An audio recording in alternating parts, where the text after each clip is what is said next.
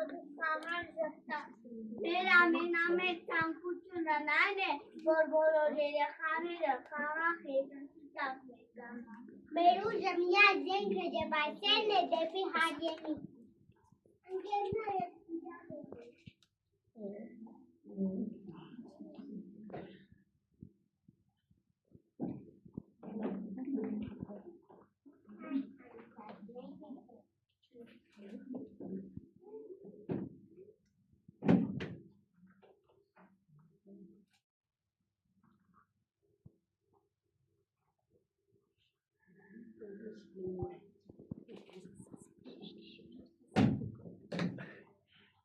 շնորհակալություն, ձեր հողատարությունն այնպես